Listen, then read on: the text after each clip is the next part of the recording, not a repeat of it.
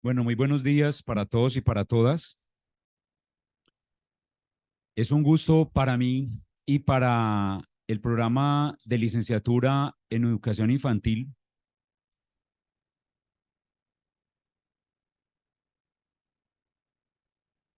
tener un invitado de corte nacional para poder iniciar y habilitar los asuntos que tienen que ver con eh, la educación infantil a propósito de esta cátedra interinstitucional de infancia. La cátedra interinstitucional de infancias y primera infancia tiene un objetivo y es en la ciudad de Santiago de Cali generar un espacio que facilite la comunicación y la discusión comunitaria, local, nacional e internacional de desarrollos teóricos, experiencias, investigaciones, debates, producción intelectual de la comunidad académica y profesional de diferentes disciplinas, desde un ejercicio de encuentro de las personas interesadas e implicadas en las temáticas de formación, crianza, cuidado de los niños y las niñas, siendo así la cátedra un escenario abierto, público y académico, donde se facilita la comunicación y la producción de saberes y conocimientos en torno a la niñez, la infancia y la primera infancia.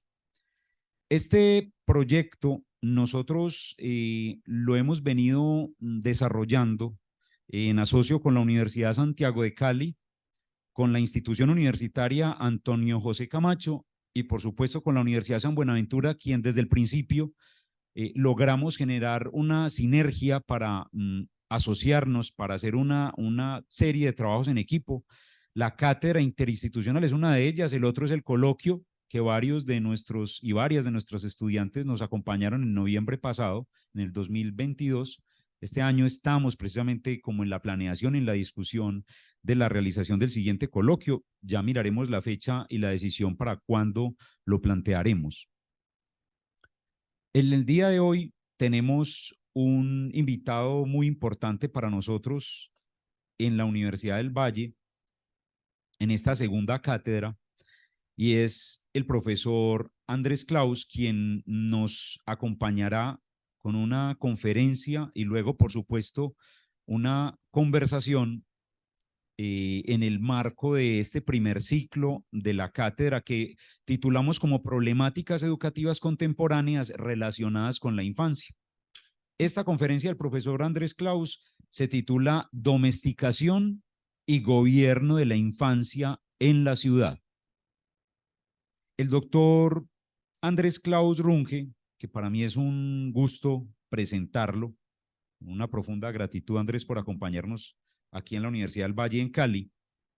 Es profesor de Pedagogía, Antropología Pedagógica y de Tradiciones y Paradigmas en Pedagogía de la Universidad de Antioquia, coordinador del Grupo de Investigación sobre Formación y Antropología Pedagógica e Histórica y de la línea de Pedagogía Histórica del Doctorado en Educación de la Universidad de Antioquia.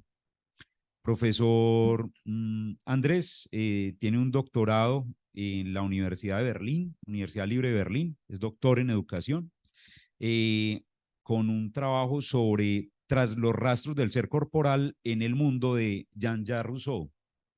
Y en el pregrado cursó estudios de licenciatura en educación inglés-español.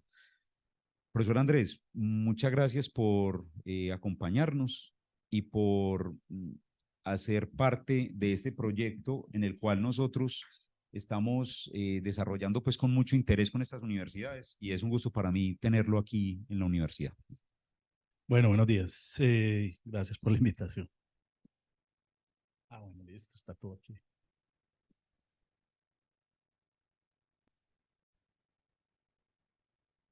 Bueno, entonces, de nuevo, buenos días.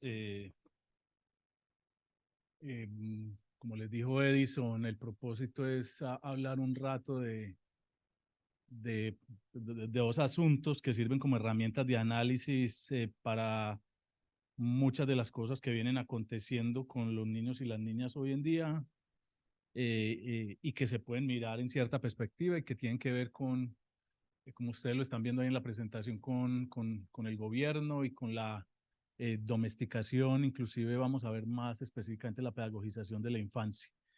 Entonces, esa es la temática particular. De todas maneras, yo quisiera pues como introducir algunos lugares académicos, teóricos, desde los cuales pues aparecen estas reflexiones o desde las cuales enmarcan estas reflexiones. Invoquen a los espíritus, por favor, para que vayan pasando las diapositivas. Bueno, listo.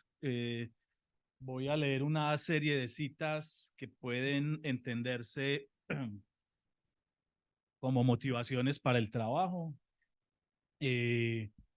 Bueno, ustedes saben que la pregunta por el gobierno no es el gobierno en clave solamente política y en los partidos políticos, sino que el concepto de gobierno y particularmente el de gubernamentalidad es un concepto que desarrolla Foucault para pensar precisamente en las diferentes formas en las que las sociedades modernas y particularmente las sociedades modernas neoliberales pues, se ocupan de direccionar a los individuos y de direccionar a las poblaciones. Entonces, se constituye, digámoslo así, como en un concepto macroanalítico que permite dar cuenta de esas diferentes formas de gobierno y domesticación. Ahorita les explico qué quiere decir.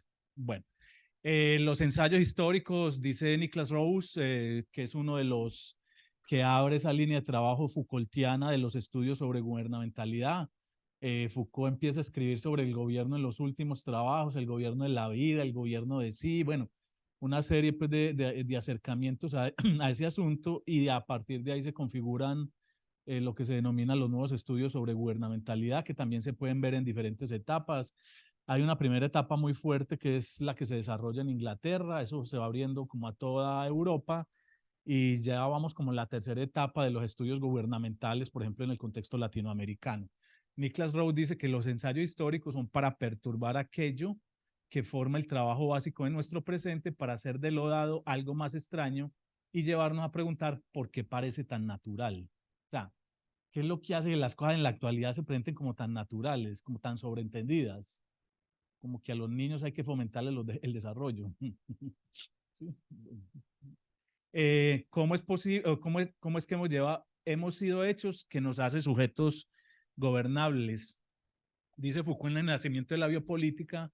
Entonces, este año me gustaría continuar de alguna manera con lo que empecé a comentarles el año pasado, es decir, trazar la historia de lo que podríamos llamar el arte de gobernar.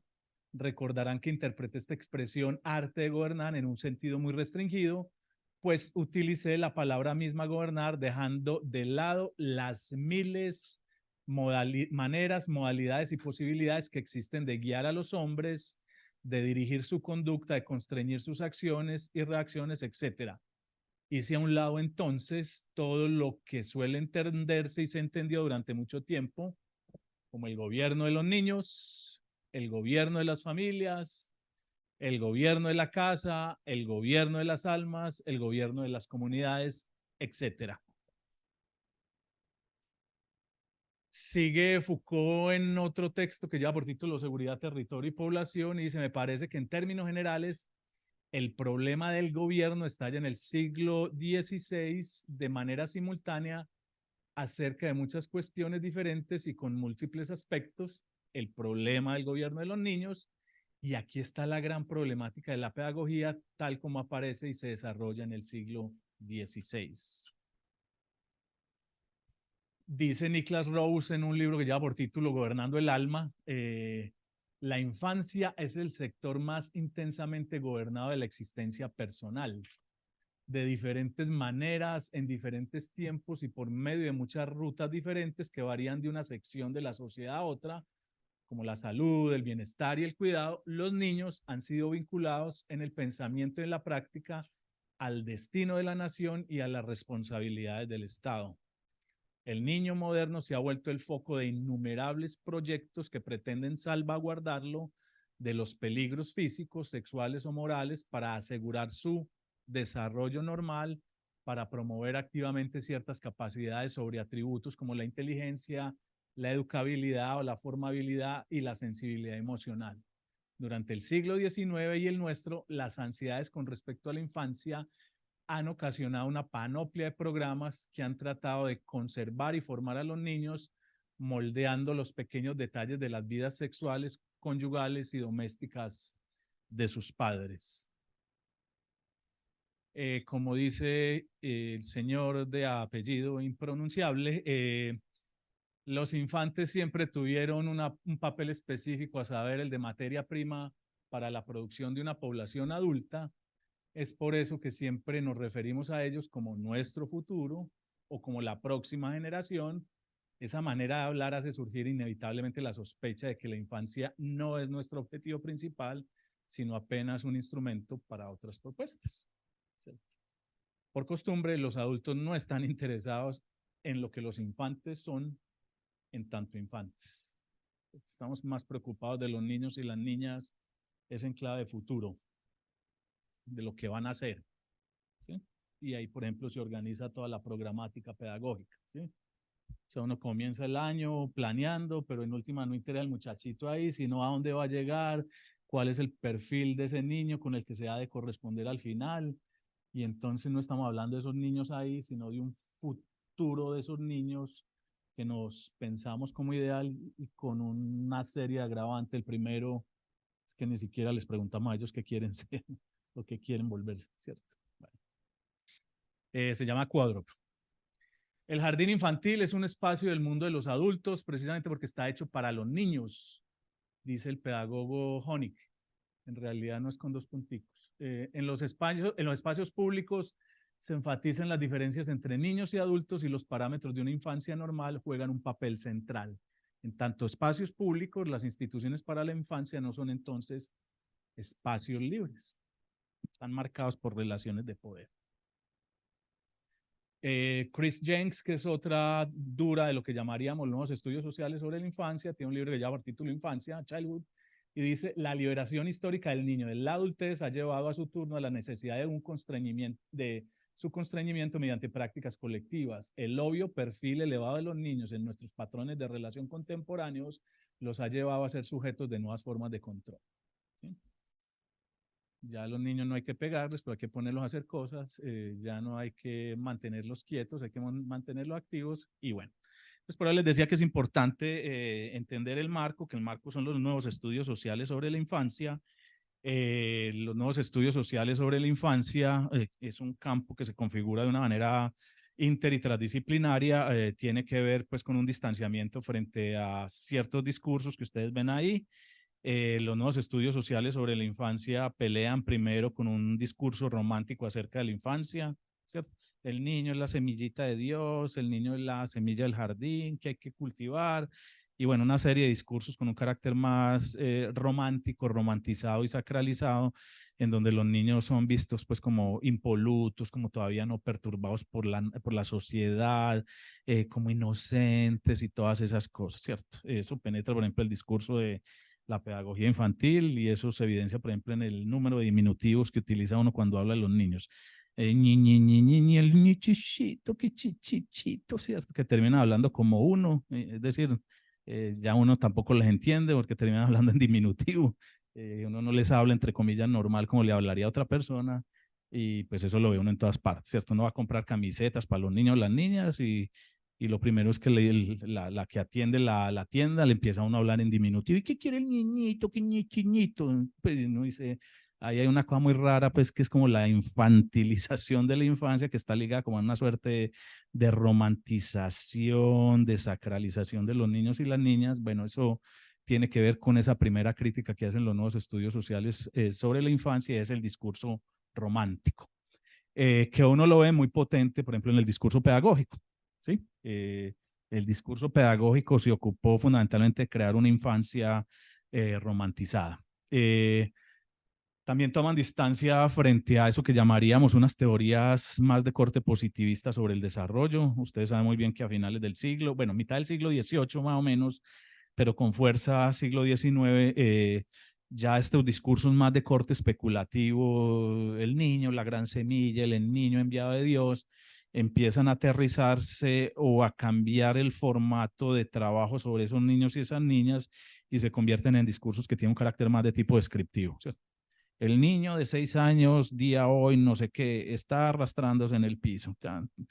Coge un palito, el palito lo utiliza para chuzar al gatico. Bueno, es decir, se cambia, digamos así, un formato de observación de la infancia, ya no en el contexto de un discurso de tipo especulativo, filosófico, antropológico, filosófico, ya empiezan unos procesos más sistemáticos de observación de la infancia, de observación de los niños y de las niñas. Entonces, ese es el marco también del surgimiento de una infancia como fenómeno natural en el que particularmente lo que llamaríamos las teorías psicológicas o todo el discurso psicológico empiezan a cumplir un papel muy importante. Entonces el niño empieza a ser entendido precisamente como desarrollo, ¿cierto? El niño es una cosita chiquita que siempre y cuando se le dé comidita y todo eso, eso va a ir creciendo, muy seguramente no le van a salir alas, pero sí se va a parar, va a aprender a hablar y entonces está toda la idea de escribir el desarrollo, de escribir los procesos de maduración como si fuesen un asunto puramente natural. Y bueno, los mismos psicólogos ya posteriormente, a mitad de siglo, empiezan a decir, venga, el desarrollo, claro, a uno no le van a salir pues alas y muy seguramente le van a crecer las uñas. Y los muchachitos chiquiticos pues van creciendo y ya se vuelven inmamables en la casa. Es decir, claro que hay un desarrollo, sí, pero el problema es que los desarrollos y las maneras en que los individuos se despliegan en el mundo también tiene que ver con asuntos de tipo social. Es decir, si a las mujeres las hubieran puesto a jugar fútbol hace muchos años atrás, muy seguramente estarían jugando mejor que los hombres. Entonces, como no se fomenta ese tipo de prácticas, pues obviamente no hay desarrollo en ese sentido. O sea, el punto es que uno no puede plantear una idea de un inicio natural de las cosas, porque lo que llamamos natural siempre está confrontado con aspectos de tipo social. Seguramente también si las mujeres hubiesen casado y los hombres se hubiesen quedado en la casa cocinando, el esquema que tendríamos hasta corporalmente hablando sería muy distinto, ¿cierto? Bueno, el punto es ese, o sea, pensar solo en una maduración y en un desarrollo como algo natural e independientemente de los influjos sociales es muy reduccionista y pues parte de cierta psicología se encargó de, hasta el día de hoy, de mostrar una idea precisamente de un desarrollo de ese tipo al margen de unos contextos sociales y culturales. Entonces son las teorías científico-positistas del desarrollo que entran en cuestionamiento. Y por el lado ya más de los estudios sociales, de las sociologías, se le cuestiona fuertemente a ciertas teorías de la socialización, que también las trabajamos, me imagino, en pedagogía infantil, socialización primaria, los espacios o ámbitos de socialización primario, la familia, etcétera, etcétera. Se cuestiona a esas teorías clásicas de la socialización la idea de que el proceso de socialización es un proceso lineal en donde los cuasi animalitos, ¿cierto?, que llegan al mundo, lo que necesitan es de un proceso a propósito de domesticación y civilización, porque lo que tienen es que adaptarse a las estructuras y el funcionamiento de las sociedades que ya están. Entonces es un proceso de asimilación, es un proceso de, digámoslo así, de integración social en donde no se considera el papel fuerte que cumplen los mismos niños y niñas como agentes, como sujetos activos, ¿cierto? O sea, los procesos no se dan simplemente como una esponja que absorbe, en el sentido de una tabla rasa, sino que hay un proceso de coparticipación, es decir, los niños no son bruticos ni nada de esas cosas, participan en su medida en la construcción del mundo, de manera entonces que ciertas teorías de la socialización solo lo ven como una tabla rasa que hay que ir llenando con información, con lo que sea, y pues se plantea una infancia con un carácter pasivo y se plantea en últimas que lo que hay que hacer es hacer que los niños se integren tal cual a la sociedad. Eso tiene consecuencias para la misma idea de sociedad. Si las sociedades se reproducen resimbolizando y resignificando sus prácticas, pues uno diría es un concepto que lleva a una mirada estática de la sociedad, ¿cierto? Si los niños están copiando el mundo de los adultos, pues entonces nos vamos a quedar viviendo en el mundo de los adultos. Qué pereza. Bueno, ya soy adulto. Entonces es una idea también muy unilineal que se cuestiona, muy también conductista en cierto sentido. Entonces frente a eso se configuran los nuevos estudios sociales sobre la infancia, lo que está pues en el óvalo punteado rojo, en donde dos presupuestos fundamentales abanderan las discusiones de estos nuevos estudios sociales sobre la infancia, que se da más o menos a finales de 1980 y durante todos los 90 hasta el día de hoy, y es primero la infancia es una construcción histórica, social y discursiva. ¿Sí? O sea, es una categoría, es un constructo social, es un constructo diferenciador a partir de los cuales, y ahorita vamos a hablar un poquito más de eso, a partir de las cuales las sociedades y los individuos organizan el mundo, ¿cierto? Entonces, infancia no es un fenómeno natural, ¿sí? El perrito no dice, ay, ve, yo creo que ya soy mayor de edad, yo ya he dejado de ser perrito niño, yo me voy a ir de la casa, ¿cierto? Eso no funciona así, ¿cierto? Nosotros sí marcamos ritualística, socialmente esas diferencias. Entonces hacemos el ritual del paso de niña a mujer y ahí bailan el vals y todas bobadas. Entonces ya el otro día ya que es mujer y bueno, ese tipo de cosas. Es decir, hay unas marcaciones que se establecen culturalmente, ¿cierto? Y que son variadas, ¿cierto? Tan variadas son como para darle un ejemplo, pues si uno le toma una cerveza aquí a los 18, ahorita de pronto viendo el partido, no pasa nada, ¿cierto? Que la toma en Estados Unidos lo encanan. O bueno, le pone una multa, que la mayoría de edad en Estados Unidos a los 22, a los 21. Entonces uno dice, bueno, pues no se supone que ya soy mayor de edad. ¿Qué me muestra a mí que soy mayor de edad? Y cuando uno le pone a analizar eso, pues es más bien una división de tipo social, cultural, ¿sí? Entonces esas demarcaciones, esa pregunta por las demarcaciones que tienen que ver con procesos de diferenciación nos muestran que no existe algo así como un fenómeno natural, infancia, que eso está sujeto a unas dinámicas sociales, culturales e históricas y que precisamente ese es el problema que hay que estudiar, ¿cierto? O sea, cómo en las distintas sociedades se han marcado esas diferencias y se le han atribuido cierto tipo de sentidos y se han marcado con ciertos rituales, con ciertas manifestaciones. El punto pues es que no podemos llegar a una idea de que existe la infancia como una concepción universalmente válida. Primero, listo. La infancia es una construcción histórica, social y cultural que en tanto tal amerita ser analizada en sus contextos específicos, ¿cierto? Es el trabajo, por ejemplo, de quien se mueve con los estudios sociales sobre la infancia, no presuponer la infancia, sino analizarla, cómo se construye. Y segundo, pues que los niños y las niñas, es decir, los cachorritos de humano, pues son agentes, o sea, no son bobitos ni nada de esas cosas que llegan como entes pasivos al mundo, sino que tienen una suerte pues de capacidad de agencia. Ahí viene un debate muy interesante porque de alguna manera los nuevos estudios sociales sobre la infancia también romantizaron la idea de agencia, ¿cierto? Y entonces ahora todo es la participación de los niños y ponen al muchachito aquí, hable ahí y diga, ay, sí, yo estoy en contra de la violencia y pan, y ya se arman el proyecto de ley, pues que obviamente no contó en sentido estricto con la participación. Entonces esa agencia también es tratada de una manera muy, a propósito de gubernamentalidad, es tratada de una manera muy estratégica para ciertos asuntos de tipo político, ¿sí? La pregunta es si verdaderamente participan los niños y las niñas, hasta qué punto ustedes les paran bolas a los niños y las niñas cuando están haciendo las planeaciones en la escuela, en el jardín, si efectivamente se trata de los intereses de los niños o no, o si son los intereses que usted quiere que ellos tengan y son los que usted impone, ¿cierto? Bueno, entonces hay preguntas también interesantes acerca de cómo son esos niveles de agencia, a pesar de que sea, digámoslo así, un punto de vista teórico, pero también político, ¿cierto? La pregunta y la apuesta desde el punto de vista político por una reivindicación del papel de los niños y niñas como agentes, que además pues pone también en otra, bueno, esto lo quita, no, aquí está, también pone en otra línea de trabajo, por ejemplo, a los investigadores, o sea, ¿qué significa hacer investigación con niños y niñas? Uy, eso soy yo. Ah, listo, me asuste, mano.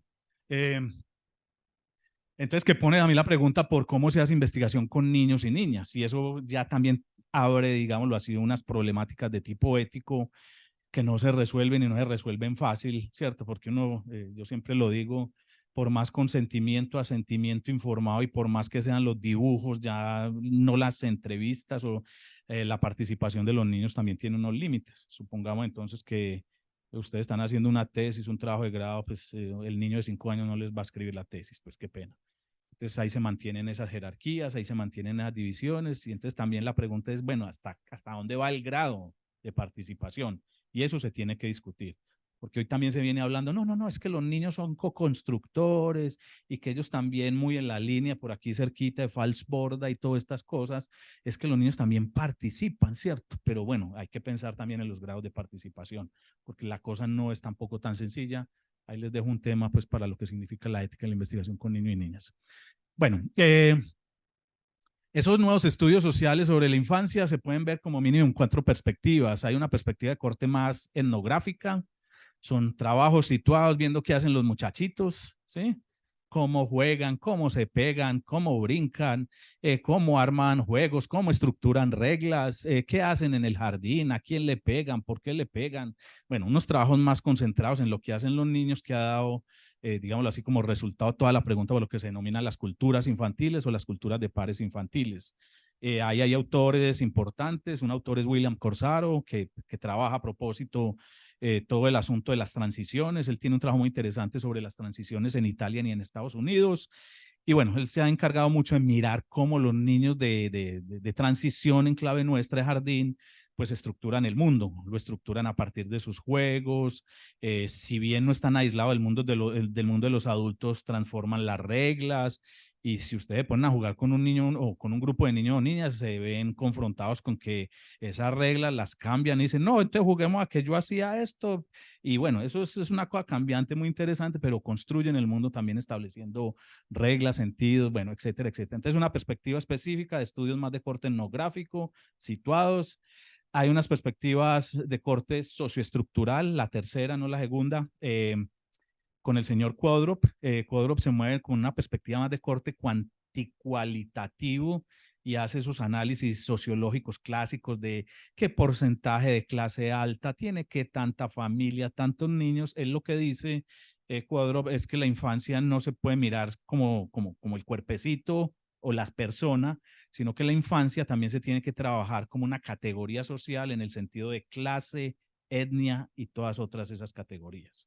Entonces él dice, para el análisis social no solo hay que introducir la diferencia entre ricos y pobres, masculino, femenino, hombres, mujeres, foráneos, propios, sino también la categoría de adultos infantes, porque digámoslo así, produce conocimiento desde el punto de vista del análisis social, sobre todo en una perspectiva más macro. Están los planteamientos socioconstruccionistas o discursivo-construccionistas, que es más o menos el marco en el que yo voy a hablar ahora, ¿cierto?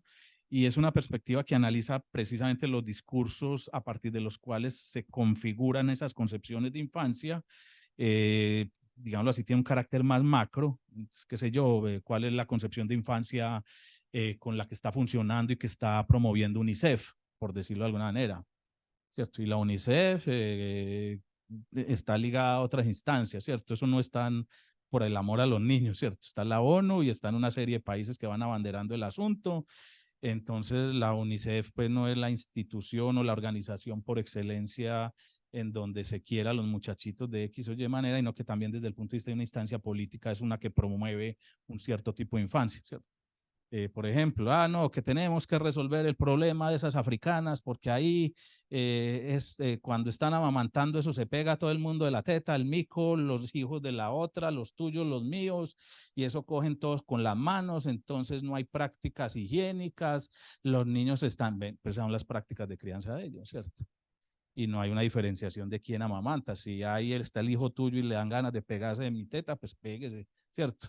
Entonces no hay una idea individualizada del amamantamiento como la vehiculiza, por ejemplo, la modernidad y la familia burguesa. Pero entonces, claro, empiezan a ver eso como antihigiénico, como prácticas no higiénicas y promueven una idea de infancia como normal, pero que en última no es normal, es la que tratan de imponer. Entonces, por ejemplo, estos análisis de tipo sociodiscursivo tratan de ver cómo se configuran esas concepciones. Por ejemplo, para nosotros la idea de una infancia que es cada vez más una infancia institucionalizada. O sea, los niños prácticamente ya desde los que, desde el año no hay que, tienen que entrar en guarderías o como se llamen, ¿cierto? Que pueden estar por ahí volantineando, con la idea también de que los niños en ciertos contextos de clases más bajas se constituyen como en una suerte de ambivalencia, en un riesgo, ¿cierto? Y en vulnerables. Entonces, los niños por ahí sueltecitos y en familias de clase baja son un riesgo. Entonces, el Estado se tiene que meter ahí para controlar eso, ¿cierto? Entonces, se crean instituciones, institucionalización, en donde meter a los muchachitos para asegurar que los males de la familia no se reproduzcan. Entonces, hay una idea también de que hay un riesgo, que las familias son irresponsables y que el Estado tiene que velar de alguna manera por el control de esos asuntos. Bueno, y están los planteamientos integrativos que tratan de jugarle pues como a las distintas, ¿cierto? Perspectivas. Bueno. No voy a hablar de esto, pero también se ha planteado estas categorías dentro de esos estudios sociales sobre la infancia, la idea de una infancia más tribal, los niños y las niñas, por ejemplo, en la línea Corsaro, configuran unas culturas infantiles, no quiere decir aislados del mundo de los adultos, pero producen cosas, ¿cierto? Ya uno ve los peleitos jugar y uno no entiende a qué están jugando, y uno dice, las reglas, los rituales, Entonces producen, digámoslo así, como una suerte de dinámicas de cohesión ritualísticas, etcétera, etcétera. Entonces en esa lógica se habla desde Corsaro de un niño tribal. También se habla de los niños de grupos minoritarios, aquí sí en la línea de grupos que no participan, infancias afro, infancias indígenas, niñas en cierto contexto. Entonces es más minoritario en el sentido de la no posibilidad de participación o de no ser tenidos en cuenta, digámoslo así, en un sentido amplio. Está el niño estructural, que es el de Cuadro, y otra vez en el que nos vamos a mover es que es el del niño socialmente construido. Eh, construido, piensen en cosas como las siguientes: el tiempo. O sea, lo que uno pudiese considerar que era una infancia normal, un niño normal, hace 100 años es muy diferente a lo que uno considera hoy. Los niños en el medioevo trabajaban, una vez pues podían caminar, o mejor dicho, una vez podían hablar, que es la concepción de infancia, el que no habla, ¿cierto? Pero es una vez podían caminar y hablar, coja el machete, que es que vamos a velar por la supervivencia pues, de la familia, sobre todo en ciertos contextos. Los otros estaban sujetos al cuidado de las gobernantas, de las nodrizas y de los preceptores, ¿cierto? Mientras los reyes y los cortesanos se dedicaban a la vida loca. Entonces los niños, por ejemplo, no pasaban tiempo con sus papás. Las relaciones en el medioevo con las clases que llamamos cortesanas, las relaciones de los niños con los padres eran muy distantes, ¿sí? Estaban ahí, pero porque eran la herencia o la sangre ahí, la pinta, como dice uno hoy en día, la pinta ahí, pero no propiamente porque hubiese una relación muy estrecha, ¿sí? Es más, estaban al cuidado, de hecho con los preceptores el cuidado iba como hasta los 16 años, ¿cierto? Es decir, desarrollaban más vínculos afectivos con el mismo preceptor y la gobernanta que propiamente con los papás. Bueno, en términos de cultura, ¿sí? En términos de clase social, en términos de lo que llamaríamos etnia, aunque no me gusta raza. Bueno, y eso tiene que ver otra vez con, por ejemplo, la delimitación de lo que llamaríamos la etapa infantil. Margaret Mead hizo unos estudios muy interesantes mostrando cómo la diferencia entre la infancia y la adultez venía marcada por el hecho de que los niños pudiesen mascar. Ay, mira, ya está mordiendo, ay, ya se volvió grande, ¿cierto? O sea, podía morder, podía mascar, marcaba la señal de pasar de niño a adulto. Nosotros hacemos otras cosas, ¿cierto? El baile ese, ¿cierto? El pasaba de niña a mujer y el vals. Y bueno, y otros rituales, pues también para hombres. Venga, hermano, usted tiene que mostrar que no va a defraudar a nuestra sociedad. Piérdase una semana y pues, si no lo come el tigre, es porque usted hace parte de los nuestros. Entonces, esos rituales de iniciación, esos rituales de paso, que se marcan también en términos hasta de la supervivencia del propio sujeto. Y bueno, si uno mató al tigre y el tigre no lo comió a uno, pues ya llega a uno como digno de pertenecer a la sociedad. Bueno, las sociedades desarrollan un montón, digámoslo así, de formas ritualizadas y de cosas para marcar esas diferencias. El punto es que, digámoslo así, no es propiamente un fenómeno que uno pueda entender puramente natural. El estatuto o lugar de los niños en la sociedad, o sea, en el marco de esos procesos de diferenciación entre infantes y adultos, que ahorita los vamos a ver como ordenamientos generacionales, pues el problema no es que se establezca una diferencia entre los nuevos y los viejos, o entre los que recién llegan y los que ya estaban, sino cómo eso viene ligado también desde el punto de vista práctico y a ciertas, digámoslo así, ejercicios, a ciertos derechos, a ciertos accesos. Por lo general, por ejemplo, ustedes que se están formando como licenciados o licenciadas, pues se van a dar cuenta que el profesor es el que pone tareas y son los alumnos los que la hacen, y no al revés, ¿sí o no?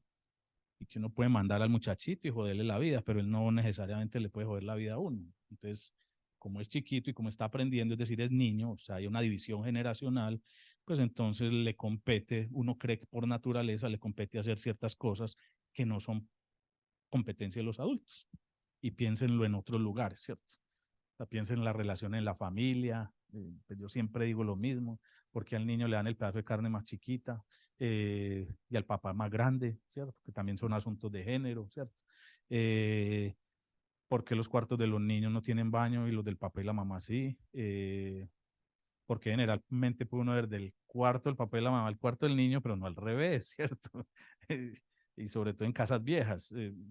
Por ejemplo, una manifestación material de esa diferencia y de la idea de un niño que tiene que ser controlado se evidencia en la arquitectura, ¿cierto?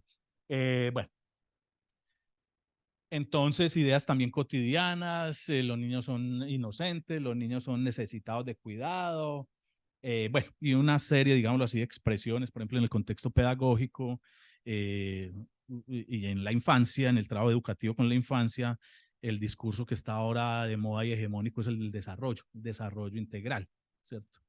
Y entonces a uno lo ponen a ver desarrollo y entonces le ponen formatos para ver el desarrollo. Mejor dicho, le dicen a uno qué tiene que ver, le pasan el formato para que vea así y termina uno viendo es no al muchachito y no el desarrollo del muchachito, ¿cierto? Y hay otras cosas que deja de ver, si le salieron pelos o no, si el codo se le volvió más arrugado o no, eso no lo ve uno. Uno sí ve si tiene más motricidad fina o si ya está escribiendo la A, ¿cierto? Y uno dice, ay, ve, pero hay otras cosas que salen, digámoslo así, de la rejilla de observación, porque precisamente en el marco de un discurso del desarrollo que prescribe qué ver como desarrollo, pues el pedagogo, el educador termina viendo eso y no otras cosas. Entonces la pregunta también es cómo se gobierna mediante los formatos, cómo los formatos regulan, digámoslo así, una manera de ver, ¿cierto? Y la pregunta es quién creó el formato. Por lo general en Colombia, ay, no puedo hablar muy duro, Rebeca Puches de por aquí, que ha sido una de las tesas en psicología, por ejemplo, ha sido la que ha estado años, digámoslo así, detrás, hablando de estas perspectivas del desarrollo y fomentando una idea de que lo importante durante la primera infancia no es la educación de la infancia, sino estar atendiendo al desarrollo de la infancia. La pregunta es cuál es la tarea de un pedagogo si está preocupado del desarrollo. Más bien estudian psicología y se vuelven observadores del desarrollo del aprendizaje. Listo. Trabajo infantil. Pues obviamente en sociedades como la nuestra sigue existiendo el trabajo infantil, pero cada vez más es considerado algo que no es adecuado dentro de una sociedad. En Colombia se empieza a prohibir el trabajo infantil desde comienzos del siglo XX, no obstante, para cierta edad, ¿cierto? De 14 para abajo creo que no se podía, pero los niños de 15 años podían trabajar. El hecho pues es que hasta el día de hoy hay niños trabajadores, ¿cierto? Eh, y eso no los hace ni menos niños ni más niños, eso muestra unas dinámicas sociales donde hay unas sociedades en donde el trabajo hace parte y otras donde es cuestionado, pero que también tiene que ver con cambios históricos. O sea, la pregunta por el niño por fuera del ámbito laboral es la pregunta también acerca de un niño que no puede estar trabajando todavía y no puede estar trabajando todavía porque ¿qué tiene que estar haciendo? Estudiando, ¿cierto? Pero eso no ha sido así siempre. O sea, para uno poder estudiar tiene que haber escuelas, lo que estábamos hablando ayer, ¿cierto? Es decir, las escuelas como institución empiezan a fomentar el discurso de una infancia como etapa de preparación para la vida adulta, de manera entonces que los niños empiezan a ser entendidos precisamente como un proyecto de formación, como necesitados de educación e intervenirles educativamente, se los saca de la cadena productiva, es decir, ya no llevan plata a la casa mediante el trabajo, ya son los papás los que invierten en el estudio de los niños, es decir, trabajan para mantenerlos, porque hay que pagarle el estudio, ¿cierto? Y pues habrá algunos que pagarán colegios privados, entonces sale más caro. De todas maneras, si se sean públicos, a uno le toca sacar plata para las fotocopias, lo que sea, para el pasaje, es decir, ya la infancia se convierte en un asunto de inversión de los adultos. Y otro hora eran los niños también los que llevan plata, ¿sí? Claro, se salen de esa cadena y ya empiezan a valer, a cambiar, digámoslo así, su valor económico, como dice Silser, es decir, los niños desde el punto de vista económico empiezan a valer de manera distinta. Ya aquí no valen como parte productiva dentro de la cadena productiva, aquí ya valen es más como inversión a futuro. O sea, usted invierte en la infancia o en los niños, en los suyos, en un principio, en el marco de las sociedades burguesas pues, tradicionales, usted invierte en sus hijos, porque la pinta, porque va como me parece al papá, no, es que le quedó igualito, entonces hay que trabajar para mantenerlo y después que entra a la universidad y uno se sacrifica, entonces uno dice, ay, pero es que, yo que me sacrifiqué toda la vida, ¿cómo no voy a estar feliz de viendo a mi muchachita que ya ingresó a la universidad?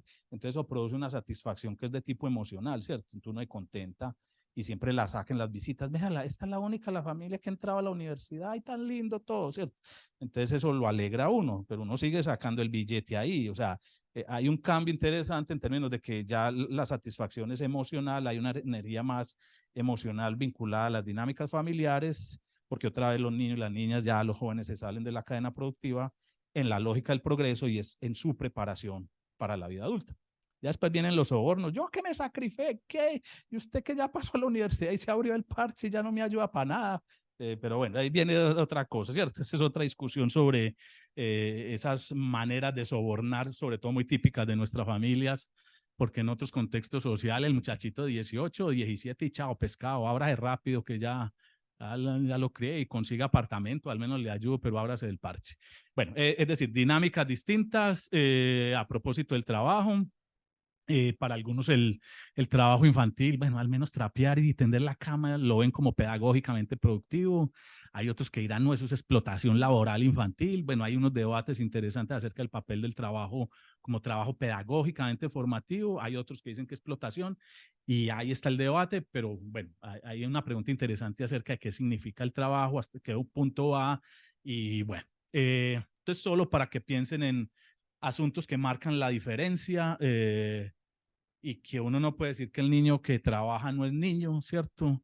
Porque el niño de verdad es el que está yendo al colegio, sino que lo que tenemos es diferentes experiencias o formas de vivir esa etapa que llamamos nosotros infancia, ¿cierto? Bueno, matrimonio forzado, es también una maravilla. Hay niñas de 7 años que se les denomina trocotsi y que las regalan, las cambian. Eso si está uno necesitado económicamente, hágale. Tiene 2 niñas, venga, ¿cuánto me va a dar por ellas? Bueno, unas cosas así horrorosas para nosotros, pero que hacen parte, yo no sé si defendible o no, de las dinámicas de ciertas culturas, ¿cierto? Para no hablar de otras cosas pues más horrorosas, como la ablación y bueno, todo ese tipo de asuntos. Entonces, la manera en que se trata a los niños también se puede ver a propósito del trabajo infantil y el matrimonio forzado como algo que está relacionado con aspectos de tipo social y cultural. Bueno, por eso entonces esa perspectiva de trabajo de los nuevos estudios sociales sobre la infancia, sobre todo en perspectiva socioconstruccionista y crítica, ¿sí? Digamos que se puede mezclar muy bien con lo que podríamos denominar pues, los estudios sobre gubernamentalidad. Eh, para Foucault, esa idea de gubernamentalidad o de gobierno tiene que ver con unas formas de ejercicio del poder. Ustedes saben que Foucault habla de que el poder no es el poder ejercido directamente, sino que el poder se establece en el marco de las relaciones, ¿cierto? Hay relaciones de poder entre maestro y alumno, hay relaciones de poder en la familia, uno llega a la casa, ¿qué mi amor? ¿Cuál mi amor? Que llegó tan tarde, ¿cierto? Tan sartenazo. Bueno, es decir, hay, siempre se tejen de las relaciones de poder y hay que analizarlas precisamente en dónde se constituyen. Entonces, digámoslo así, es el punto de concepción amplio de Foucault para pensar estas relaciones de poder, pero particularmente en el contexto de lo que sería la gubernamentalidad o las artes de gobierno. Ese gobierno tiene una característica y es que vuelve productivo. O sea, no reprime, no estanca, no amarra, sino que fomenta, motiva. Básicamente está estructurado sobre el esquema de hacer que se haga. ¿Sí? O sea, es buscar por todos los medios que el otro haga o que los otros hagan. Y claro, si uno dice, estoy buscando por todos los medios que los otros hagan, pues estoy partiendo de un presupuesto de la libertad del otro. El sujeto otro es un sujeto activo. ¿Sí? O sea, eso no se le puede reprimir. Entonces, una de las características del gobierno es que trabaja con la libertad de los individuos. La presupone como condición básica. Ahora bien, ¿cómo la modula? ¿Cómo la direcciona? Es la pregunta que hace uno cuando hace un análisis gubernamental. O sea, ¿cómo se direcciona? Foucault lo dice, ¿cómo se conducen las conductas? ¿Sí? Porque las formas de ejercicio de poder ya no van directamente al otro, ya no lo cogen, ya no lo amarran, ya no lo reprimen, sino que lo direccionan. Y entonces uno se siente libre, ¿cierto? El principal efecto de eso es que usted se siente libre, usted no se siente coaccionado por nada, ¿sí? Eso también lo trabajaba ya, Foucault tiene Foucault no, Rousseau tiene una frase allá en el Emilio que dice que no hay mejor coacción que aquella que guarda las apariencias de la libertad, porque ahí está cautivado el interés propio. No hay mejor manera de regular que hacer creer al otro que está actuando de manera libre. Y estaba en ese tipo de sociedades. ¿Sí? No, quieres desplegar tus gustos, haz esto. Te tenemos la ropa, la moda, que el algoritmo de Google te dice, esto es lo que te gusta. Y uno dice, este man me está leyendo la cabeza. Y uno está feliz diciendo, están dando me gusto a mi libertad y tal. Uno desaforado, pero, guiño, guiño. Bueno, entonces la gubernamentalidad juega con el ejercicio de un poder externo que se amalgama con actos propios en la lógica precisamente de hacer que se haga. ¿Listo? Y bueno, ese es el marco que está como la propuesta, que apenas voy a empezar a hacer. Pero bueno, y es pensar desde esa perspectiva del gobierno asuntos que tienen que ver con el gobierno de la población infantil. Si ustedes ponen a ver desde hace un tiempo para acá, ese gobierno se ejerce poblacionalmente. Es que tenemos los niños vulnerables de yo no sé dónde.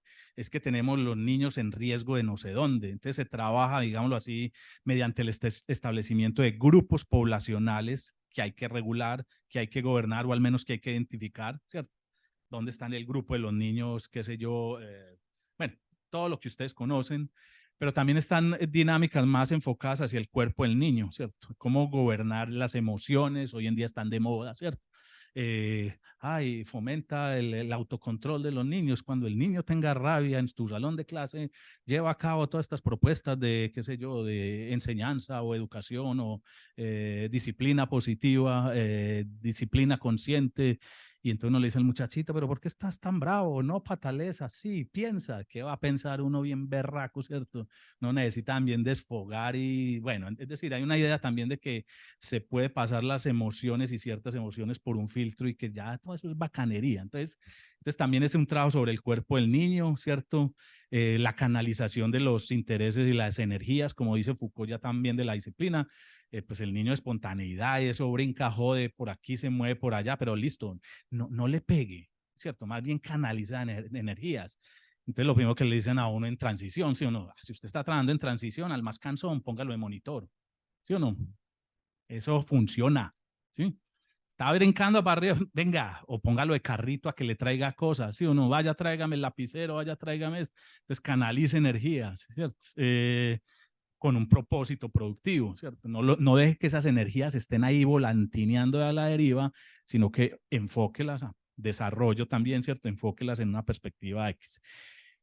Bueno, y eso se evidencia con una suerte de tecnologías, pues, para utilizar las palabras de Foucault, de domesticación, de desrefamiliarización, que institucionalización y pedagogización.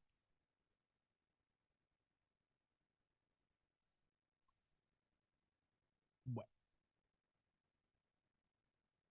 entonces lo primero es que todas estas dinámicas se dan en el marco de una cosa que podríamos denominar ordenamientos generacionales.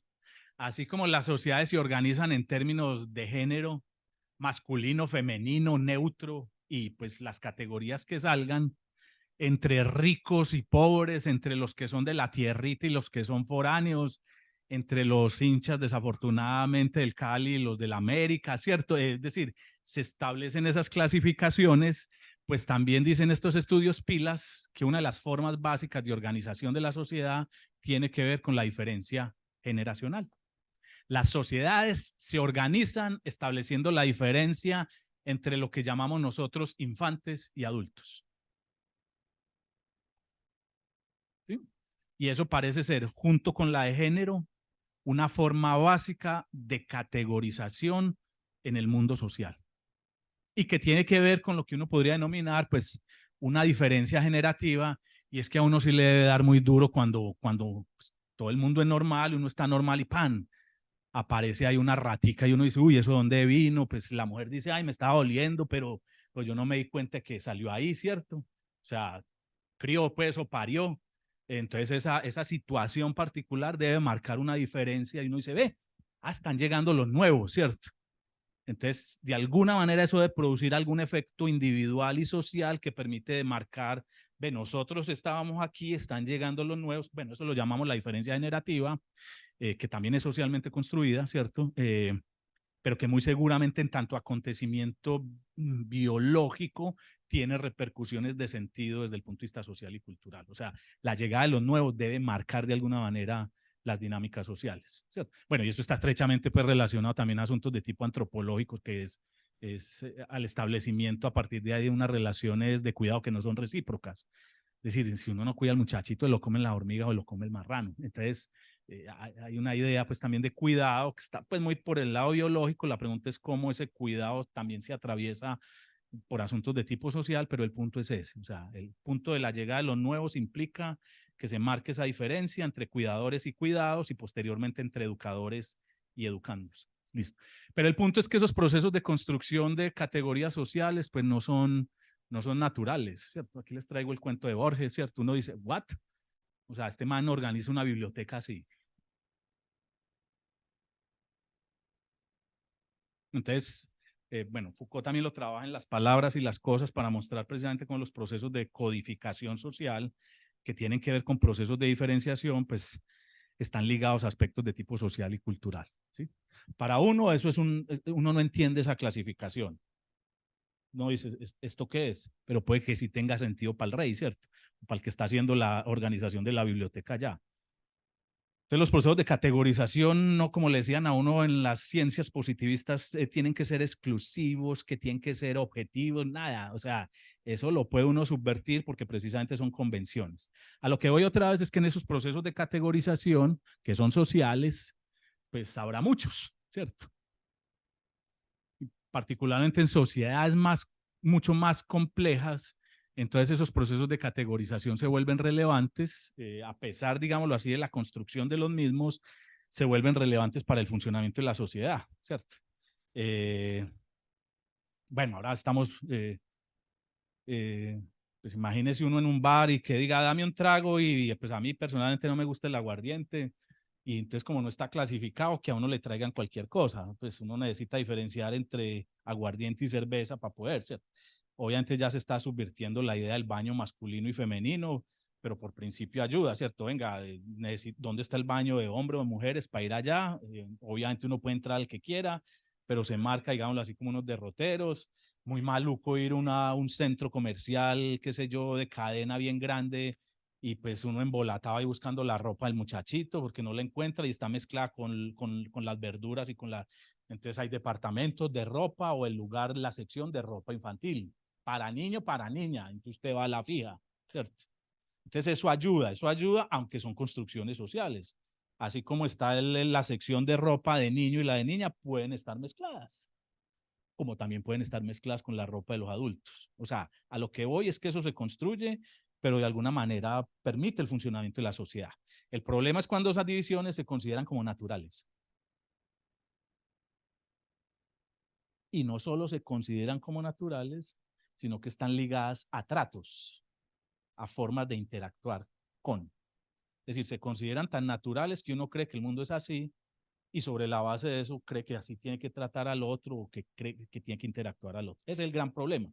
Por eso estos ejercicios de deconstrucción, pues lo que tratan es de decir, venga, relativice ese asunto, mire que todo eso ha pasado por un proceso de construcción, ¿sí?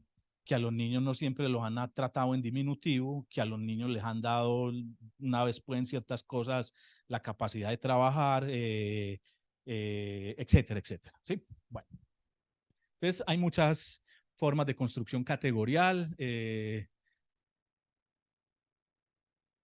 y obviamente está el lugar generacional que tiene que ver con la construcción muy esquemática entre adultos e infantes, aunque cada vez más se vuelve más importante en las sociedades nuestras también la adolescencia. De hecho, hay autores eh, que hablan de precisamente hay unos estudios que se llaman estudios sobre la infancia desde el punto de vista de las dinámicas de demarcación, o sea, de cómo se construyen los límites.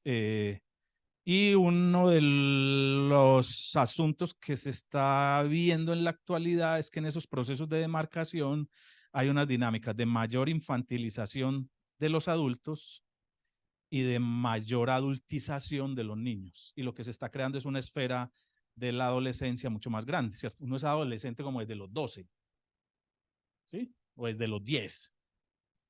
Ayer le decía a Selen, pues que por aquí se le vibran, que mis tanguita, ¿cierto? Y Mis Tanguita es un concurso medio paraco, pues, para niñas de 10 años y las ponen a desfilar en tangas. Todo el mundo es feliz, papás, mamás inclusivos, y uno dice, bueno, hay una hipersexualización ligada también a la idea de una adultización, pongámosle 10 años, pero que llega por allá hasta los 80, ¿cierto? Que uno ve el sugar daddy haciendo ejercicio, uno dice, uy, qué pena con ese man, yo con esta barriga, yo en manes todos cuajos y con ribuita, uno dice, uy, ¿cierto? Entonces también unos viejos en edad, digámoslo así, que están tirando cada vez más para abajo en la lógica de una esfera de la adolescencia mucho más grande. A propósito, pues, de los procesos de diferenciación de esos límites y de nuevamente reconstrucción de esos límites. Bueno, el punto también interesante para un análisis de este tipo es, bueno, ¿qué diferencias se producen y cuáles diferencias se vuelven importantes y por qué?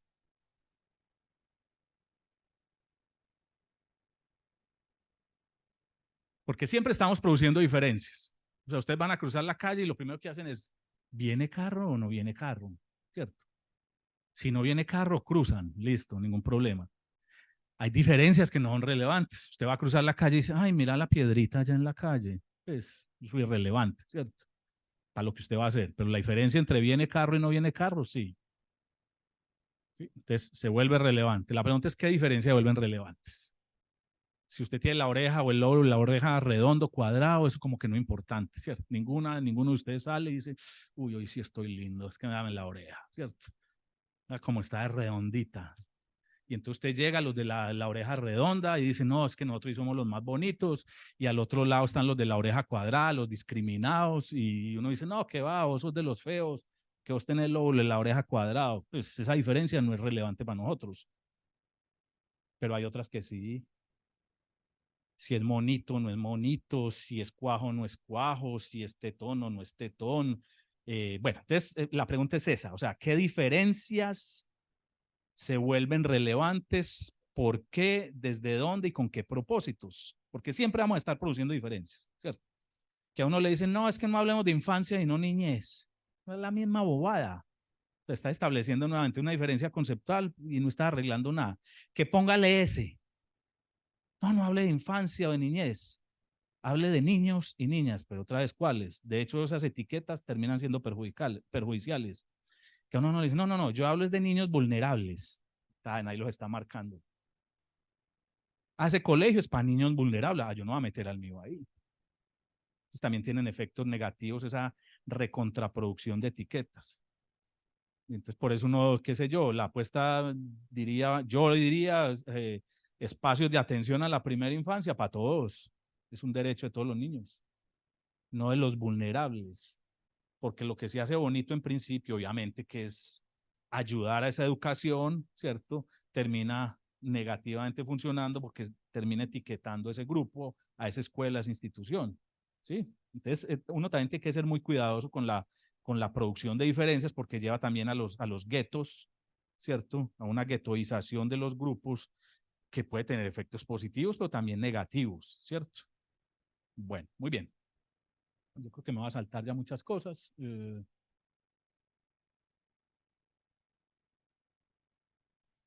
Entonces esos órdenes generacionales se producen, se reproducen permanentemente en las prácticas.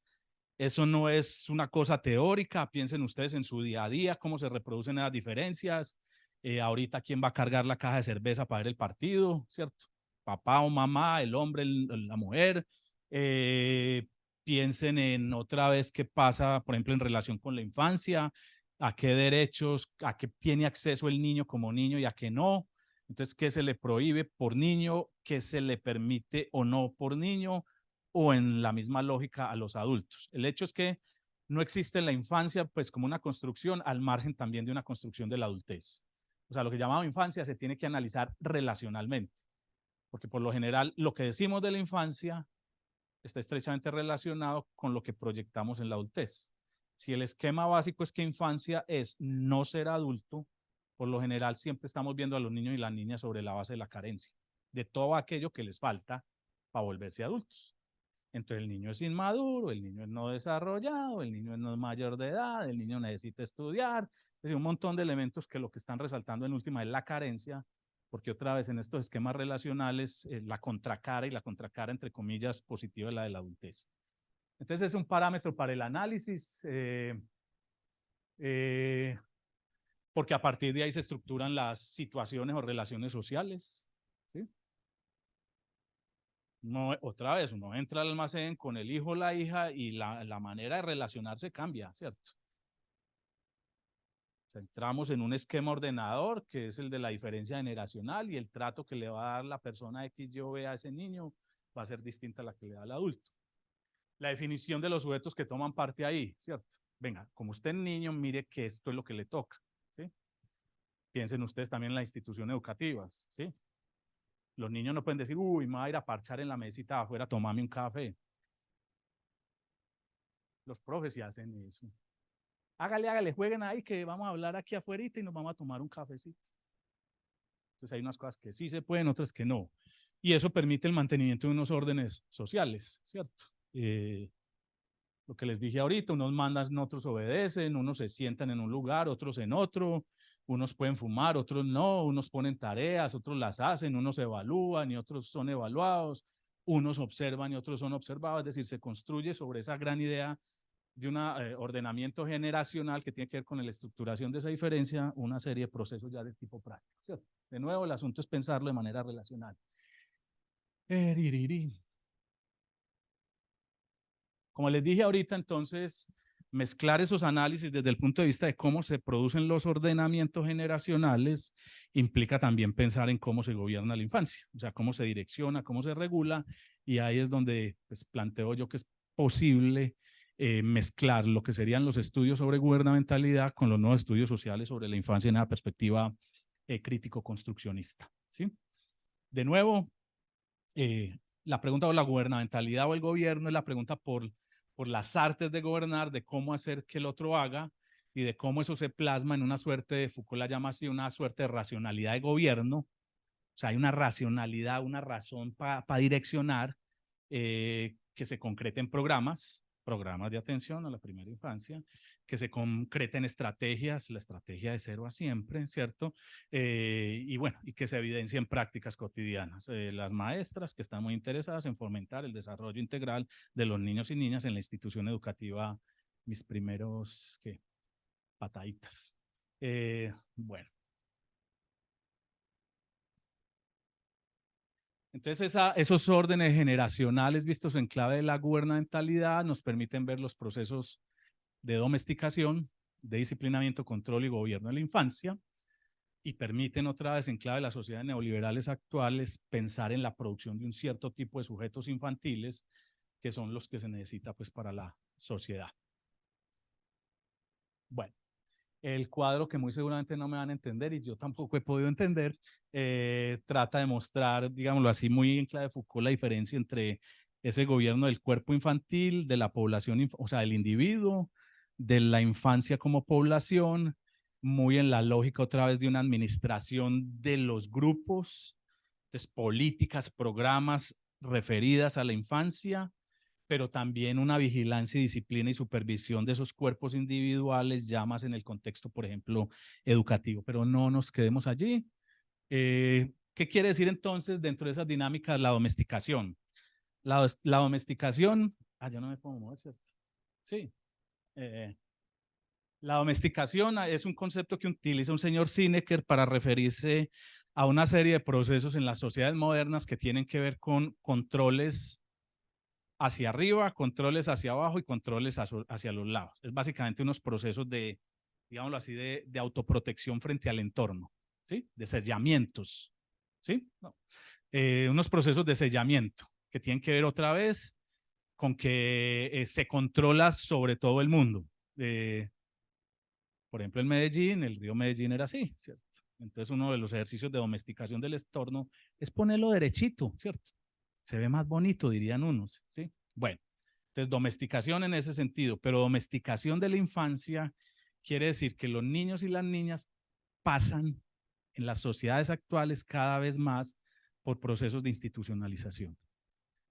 Institucionalización, 1, en el sentido de instituciones para la infancia, e institucionalización, 2, en el sentido de una vida institucionalizada. ¿Sí? espacios institucionalizados. Entonces uno ve hoy en día que el muchachito ya pues, ingresa al jardín y ya la mamá, al menos de ciertas clases, ¿cierto? Ya le tiene, pero el currículo completo, el programa completo. Sale de transición, se la lleva a la niña o al niño para las clases de hip hop, después lo lleva a la academia de fútbol y por allá a las 7 de la noche lo mete en inglés y culmina con deporte o lo que o música, ¿cierto? Los sábados, para que no jodan mucho, hay que tenerlos siquiera por hasta las 2 de la tarde entretenidos, ¿cierto? Uno necesita dormir más, bueno, sí, uno tiene que levantar. Es decir, hay una idea que el proceso de, digámoslo así, de realización de la vida infantil, está cada vez más ligado a esos espacios institucionalizados. Antes, uno, ¿cierto? Jugaba en la manga todo el día. Uno llegaba al colegio, se abría de la casa, armaba partido en la calle, si le estaban jodiendo uno la vida, se iba para las otras cuadras, y uno se perdía todo el día. Fue a la academia de fútbol, ahí estaba en la calle, ¿cierto? Fue al arte, eso era pintando las casas de los otros. Sí, claro. Es decir, había unos procesos, cine que lo llaman unos procesos de socialización callejera, ¿sí? Que están relacionados y no son una bobada con el desarrollo de motricidad gruesa, ¿cierto? Corra que ahí viene el perro, ¿cierto? Pan, puta. O corra que tocamos el timbre, ¿cierto? Con un reconocimiento del entorno. Ahora pues que estamos también preocupados de esas geografías de la infancia y cómo construye, digámoslo así, la espacialidad del niño. Pero ¿qué espacialidad va a construir un niño en una casa de 50 metros cuadrados que lo más calle es abajo, en el primer piso, en la urbanización, un columpio y cagadito y no más, ¿cierto? Ya, pues a uno le tocaba guerrillas en todo el barrio, ¿cierto? Conocer dónde estaba la tienda X, la quebrada, yo no sé qué. Entonces empieza una relación muy potente, digámoslo así, con la construcción del espacio, que eso tiene efectos cognitivos y que eso tiene efectos corporales. O sea, eso no es una bobada de saber dónde quedaba la esquina X, Y o dónde quedaba la tienda. Eso le implica una ubicación, eso le implica unos procesos de mayor abstracción, ¿cierto? Motricidad gruesa otra vez, porque hay que correr de huida del perro, de huida del señor donde tocamos el timbre. Bueno, entonces lo que ve uno en esas dinámicas de cada vez mayor domesticación son niños y niñas metidos en lo que otrora era el dormitorio, que ya no es para dormir, sino que es el centro de operaciones, ¿cierto? Allá se conecta uno, allá se clava a ver memes y bobadas, a hacer TikToks, a jugar, pues, se me olvidó. El blog hyphen, ¿cómo es? No, esos muñequitos que son como de Lego. Roblox, esa cosa. Roblox y un montón de esos asuntos. Bueno, es decir, hay una infancia pues más ligada a los espacios, digámoslo así, institucionalizados, en donde la manifestación por excelencia pues son los cuartos, pero también en el punto de vista exterior, los trabajos que, por ejemplo, hizo profesor Edison, ya uno otra vez no se pierde en la ciudad, sino que también se va para los centros comerciales, ¿cierto? Y entonces los centros comerciales ya no están pensados solo para ir a comprar. Los espacios comerciales están pensados para producir una experiencia, pongámosle así, estética y pedagógica, ¿sí? Estética en el sentido de que usted va a disfrutar allá mientras le quitan toda la platica, ¿cierto? Usted sale feliz, ¿sí? Gastando aquí porque le están produciendo esas experiencias estéticas bacanas y usted no se da cuenta. Eso parece esos galpones, pues, ¿cierto? De pollos de esas formas de lo que llamaríamos el constructo animal capitalista, pues, ¿cierto? De producción de galpones donde esos pollos están con luces todo el día y claro, uno llega a las 9 de la mañana y sale a las 11 y uno dice, ya está tan tarde y ya me gasté toda la mensualidad también, ¿cierto? Y entonces si usted está aburrido el muchachito, lo deja en Diversity, ¿cierto? Y allá en Diversity también le enseñan. Eso sí, déjele plata porque le va a tocar aprender también a comprar, que ya como adulto, para que pueda gastarse la plata como adulto. Pero no solo eso, también ya uno le dan misa en los centros comerciales, qué pereza. ¿Ah? O sea, uno, ya el centro comercial se volvió como la esquina del barrio en donde hacían de todo. Entonces hay también una transformación de estos espacios institucionalizados, ya cada vez menos se ve la gente en la calle, por decirlo de alguna manera, en la esquina. También tiene que ver con las estructuras pues, arquitectónicas y que son cada vez más edificios, ya no son casas con fachadas de pared en ciertos contextos. Entonces, una de las dinámicas de institucionalización tiene que ver con eso, la construcción de espacios institucionalizados, pero también con la institucionalización de la vida. ¿Cómo así? Ya tiene 5 años. Ay, no, ya no le puedes dar la compota de niños de 4 años y medio. Y ese Lego, no, es el Lego para niños de 5 años y 3 días. Este sí le sirve. El Lego de 4 años no le sirve. Entonces también hay una lógica de institucionalización, digámoslo así, de cronologización de los procesos de la vida, que hay un autor Colli que lo llama un régimen biográfico. O sea, estamos cada vez más sujetos frente a un régimen biográfico que es nacer, ¿cierto? Ir al jardín, ir a la escuela, después ir a la universidad, graduarse, casarse, tener hijos, empeñarse, comprar apartamento, carro, jubilarse y morirse, ¿cierto? Obviamente eso se está desestandarizando, pero es el proyecto desde la modernidad, digámoslo así, de un ciclo, de un curso de vida institucionalizado, ¿cierto? Ay, ¿cómo así? ¿Ya tan grande y no tenés hijos? No, no va a tener. ¿Cómo así, madre? Y usted no es madre naturalizada. ¿Cómo así que no se casó? Prefirió ir a la universidad. Ay, qué horror, por Dios, ¿cierto? Bueno, el hecho es que ya estamos viendo una desestandarización, por fortuna, de esos procesos, pero básicamente sigue funcionando ese régimen de una biografía normal, en donde otra vez la infancia, ¿qué es la infancia? Precisamente el periodo para estar estudiando o estar yendo pues a la escuela, ¿sí? Toda forma que no quepa ahí es considerada salida de lo normal. Entonces, institucionalización de la infancia y del ciclo, ya me aburrió la primera. O el primero, yo creo. ¿Eh? Ah, no, ya está feliz. Ya. Entonces, institucionalización de la vida, listo. Pedagogización.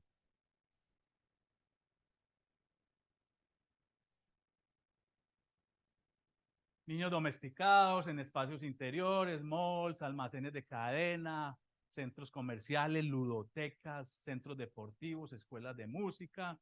La calle se va volviendo una suerte como de espacio negativo por obvias razones, ¿cierto? Cada vez mayor criminalidad, cada vez mayor violaciones, en eso estamos de acuerdo, más tráfico, etcétera, pero hay, digamos, una construcción estigmatizada de la calle como riesgo, ¿sí?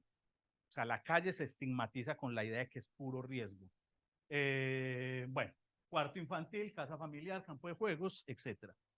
Y estamos frente a la pedagogización de Medellín. Estos son los conocidos jardines Buen Comienzo, que eso pues también es una simbólica muy potente. O sea, son barrios en la periferia, muchos de ellos, pero les ponen un emplazamiento de eso y uno dice, wow, hasta aquí llegó la civilización. Es que eso es como bonito, ¿sí o no? O sea, ya el gobierno simbólicamente, digámoslo así, se presenta como atendiendo a los niños porque produce unas mega construcciones que dan la idea otra vez de que sí están preocupados por los niños. Entonces ya desde la simbólica misma de lo arquitectura empieza a dar ese mensaje y lo dicen, o sea, por ahí pasitico lo dicen, no, es que ya hicimos presencia en no sé qué. ¿Sí? Bueno, ese sería pues para otro análisis. Canchas de fútbol, ¿sí? A propósito de domesticación. La época mía uno decía Pacho, Pepe, Juanito, bueno, generalmente uno tenía era sobrenombre, ¿cierto? Patecoca, Chompiras, vamos a jugar fútbol, ¿cierto? Sí, uno salía a jugar el partido. ¿No? Conseguiste 2 piedras, armar la cancha ya que yo me consigo las otras 2. Y eso funcionaba, ¿cierto? O en la manga. A uno jugar aquí, ¿qué tiene que hacer? Bueno, pagar. Supongamos que son gratis. Entonces pillen. Hermano, vamos a armar un partidito. Hágale. ¿Qué día? No, ese día no, porque es que ese día está ocupada la cancha. Entonces, espérate, yo coordino. Ah, la cancha está desocupada de las 7 a las 8 el jueves. Hermano, si vamos a jugar el partido, lo tenemos que jugar el jueves, pero el jueves de 7 a las 8. Organicémonos. ¿Usted qué va a hacer? No, entonces yo tengo que arreglar unas cositas para poder ir de ¿cierto? Eso implica un proceso de racionalización del berraco del mundo. Cuadrar citas, cuadrar tiempos, más antes. Organizarse, es decir, eso presupone no un tipo desorganizado o espontáneo como era uno cuando armaba el partido. O sea, eso implica mayores procesos de racionalización y de organización del mundo por parte de los niños y las niñas. Entonces, domesticación también tiene ese tipo de efectos. La producción de un sujeto racional que desarrolla planes de acciones calculadas, ¿cierto? Y que está en una lógica otra vez de mayor racionalización del mundo. O sea, eso ya no es tan espontáneo. Domesticación, estamos en un espacio en donde hay luces, ¿cierto? Y uno está estudiando, ustedes me imagino que tienen que estudiar, leer muchas cosas, y bueno, para ustedes no hay ningún problema si el tigre está por ahí o si va a llover o no. Ustedes están en su casa encerrados y el ambiente, digámoslo así, externo no se constituye ningún impedimento. Y si oscurece menos porque hay luz. Entonces ustedes pueden, en provecho de una actitud racional que es la de ponerse a leer todo el berraco día y toda la berraca noche, ya hay una domesticación del entorno, ¿cierto? Usted no corre en peligro frente a los males naturales de afuera. Otra vez no se les va a meter una serpiente y no va a llegar un tigre, un león. Ustedes se relajan de eso. Pero imaginen ustedes en la sabana africana uno leyendo, y, uy, pilas que allá vienen los tigres, o viene el león, ¿cierto? O sea, uno no estudia, pues. Leer implica una actividad de mucha concentración. Uno no puede estar preocupado de si se lo van a comer a uno los tigres o no. Entonces, domesticación también tiene que ver eso, como una suerte de ejercicios de protección frente al externo, frente al exterior, mediante la creación de espacios diferenciados que permiten a su vez un mayor rendimiento desde el punto de vista cognitivo. ¿Sí? Entonces, yo puedo leer más tiempo porque tengo luces, o sea, la noche no es impedimento. Yo puedo leer más tiempo porque no estoy corriendo peligro. Yo puedo hacer ese tipo de actividades porque ya las condiciones de domesticación del espacio en este caso me lo permiten. Bueno, entonces lo que les digo, esto implica, digamos así, una reconfiguración del tipo de sujetos, sujetos más calculadores, más organizadores de unos planes de acción. Ya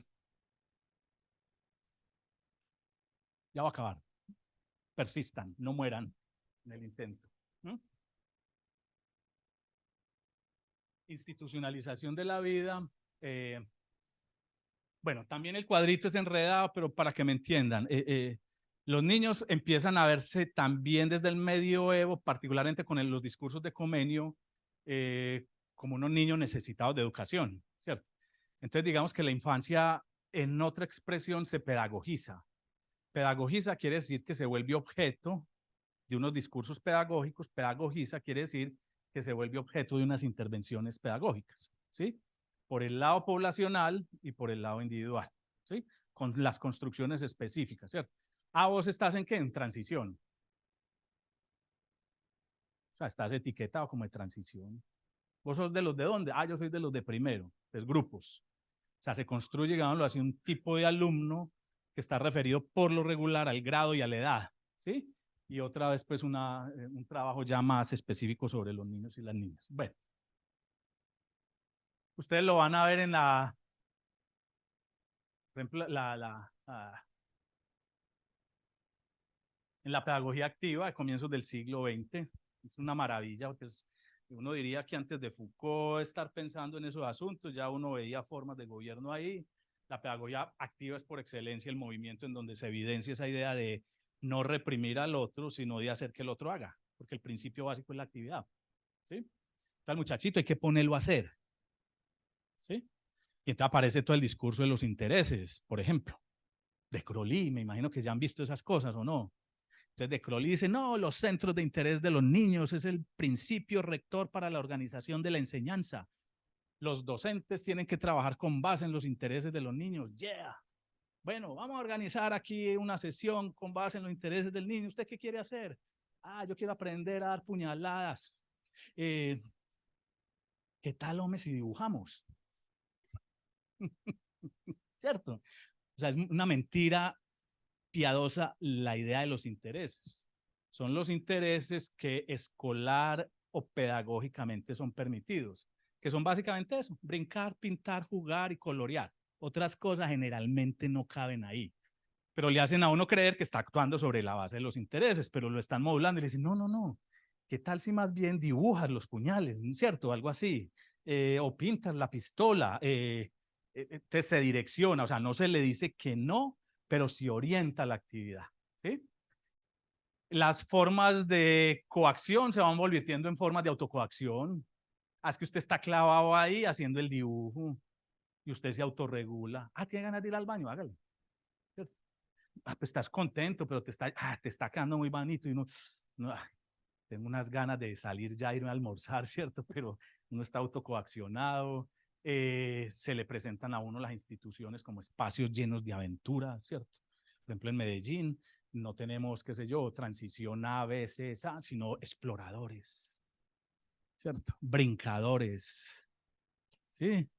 Palabras pues que aluden a la idea que están en una experiencia de construcción de cosas, ¿sí?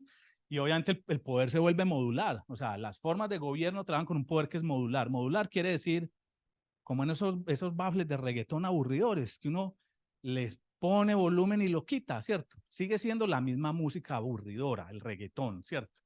Pero con poquito o más volumen. Entonces uno no le cambian a uno la música. Las formas de poder modular lo que hacen es direccionar, ¿cierto?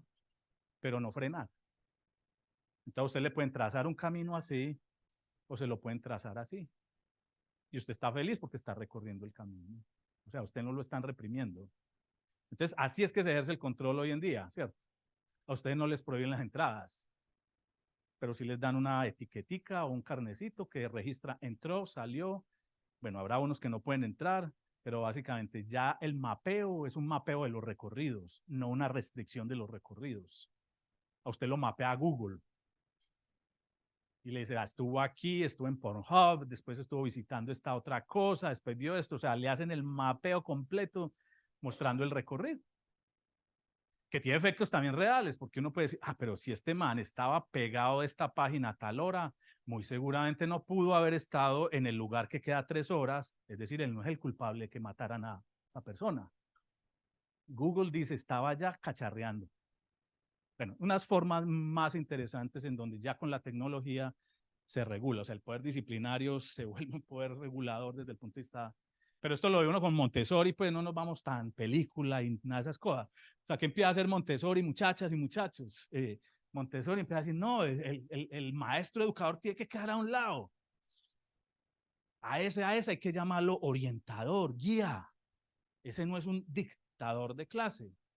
Lo que necesitamos son entornos preparados pedagógicamente.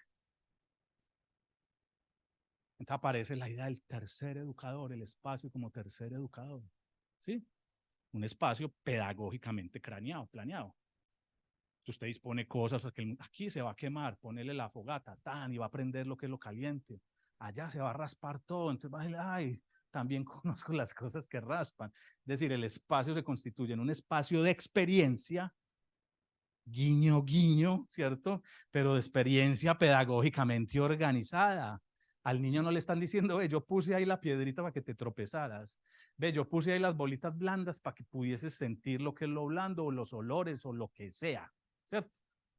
Una experiencia organizada pedagógicamente. Es decir, el poder ya funciona por aquí, el poder no ve. Es el maestro tras bambalinas organizando los entornos de aprendizaje, ¿cierto? Y que así funcionan ahora las cosas. Bueno, entonces la pedagogía activa, ya voy a acabar, es la manifestación por excelencia de esos asuntos. No les hablé de familiarización, que también tiene que ver con que con comienzos del siglo XX los niños dejan de ser cada vez más los niños de la familia, el papá y la mamá, ¿cierto? Algo así como que el muchachito mío y si yo quiero le arranco los dedos, ¿cierto? Uno no puede decir eso, que a uno lo encanan. Es decir, cada vez más el Estado se inmiscuye en las dinámicas de la familia. Entonces, a eso se lo denomina también un control gubernamental relacionado con los procesos de desfamiliarización. O sea, los niños son cada vez más hoy en día también niños del Estado, porque al Estado le preocupan los niños, no por niños, sino por capital futuro.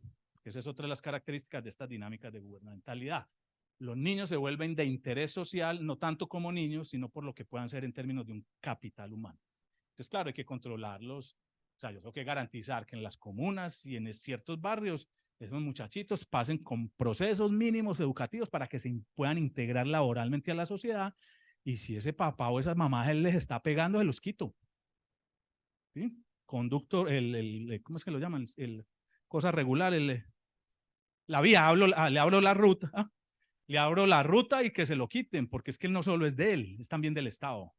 Entonces, también hay un discurso fuerte como hoy en día la infancia, y ahora sí acabo de verdad, no solo es infancia importante desde el punto de vista de la preocupación por los niños y las niñas, sino que también la infancia es importante desde el punto de vista político, desde la retórica política, desde una retórica o discurso económico, es decir, estamos asistiendo precisamente a un interés por la infancia que no es muy transparente y que desde el punto de vista, por ejemplo, de los estudios sobre gubernamentalidad puede mostrar esos claroscuros en una perspectiva crítica que nos permitan desromantizar muchas de las cosas hoy en día.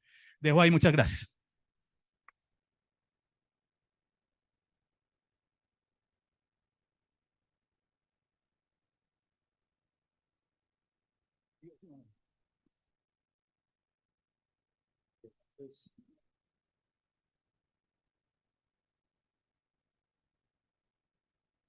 Pues, muchas gracias, hermano, por las consideraciones que nos acabaste de presentar, hombre, y esta excelente consideración para pensar los asuntos de gubernamentalidad y, por supuesto, de domesticación, pero también de institucionalización, de pedagogización y de otros elementos. Yo, pues, por supuesto, tengo muchas cosas que preguntar, pero porque he leído a Andrés hace muchos años, además me formé con Andrés desde allá, desde la Antioquia, pero yo quisiera más bien darle la palabra a ustedes o a las personas que están en este momento conectadas para que interactuemos con el profe sobre algo que les pueda parecer interesante de lo que se ha dicho o que no quedase claro. Eh, Porque en efecto, Andrés, por ejemplo, o sea, me surge aquí como una primera inquietud mientras alguien se nos anima del público. Te haría la consulta, pero no es para complejizar en términos conceptuales, es en relación a las teorías afirmativas de la formación y las teorías no afirmativas de la formación, en clave de que, en efecto, hay una infancia que está siendo domesticada, pero que no necesariamente se está domesticando o institucionalizando para no cumplir la formación en ellos. No hay un ejercicio necesariamente negativo de que no, pues que no sean libres también. Es decir, también hay una conducción o habrá un espíritu, porque el padre de familia no está esperando que él se convierta en un sujeto neoliberal, pero sin embargo lo hace. Entonces, ¿cuál es tu postura, Andrés, frente a este ejercicio de domesticación, frente a una posible formación o deformación de esos niños y esas niñas? Lo que pasa es que ahí sí se vuelve uno moderno otra vez. Sí. Pues obviamente al muchachito no le vamos a decir que bienvenido, tu interés por aprender a disparar el arma, pero, pero tampoco la idea de que se quede ahí pues dibujando y ya, pues, o sea, que el dibujo le permita entender su mundo, posicionarse en el mundo, ver las diferencias del mundo. Entonces, yo lo veo en clave emancipatoria y crítica en esa línea, o sea, no solo cómo están puestas en juego otra vez los asuntos pues, más tradicionales de las instituciones educativas, sino también cómo puedo jugar yo con eso para abrir horizontes de comprensión del mundo y de autoposicionamiento de los individuos. Pues yo lo veo así, ¿cierto? No, venga, es que no sé cómo están por aquí. En Medellín estamos ahora con que pues básicamente Medellín ya está casi que lo voy a poner así muy fuerte, pues, pero no tengo estadísticas, pero estamos como en un 60 y 40 con venezolanos, ¿sí? Y la pregunta es, bueno, ¿qué hacemos también ahí con esos niños y esas niñas? Ellos comen arepa de otra. Entonces, en vez de decirle, no, no, esa no es la que comemos aquí, venga, aprendamos todos que la arepa no se prepara de una sola manera, ¿sí?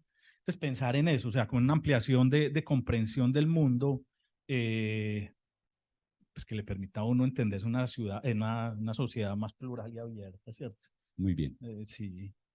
Gracias, Sí, Andrés. ahí sigue siendo, pues, obviamente un proyecto que tiene unas características muy ilustradas, pero muy ilustradas también en la lógica actual, que es de una defensa de la complejidad del mundo y de unas sociedades cada vez más complejas, unos objetos también cada vez más complejos. O sea, necesitamos entender la complejidad del mundo para poder actuar en ella. Que si nos quedamos solo con esta miradita, lo otro se nos va a parecer o extraño, o extraño miedoso, que produce miedo, o extraño que hay que combatir, ¿cierto? Entonces, combatir esa extrañeza de lo otro que está ya como desconocido, como que me pone en crisis, y abrirlo es también una posibilidad de un sujeto pues también más abierto, ¿cierto?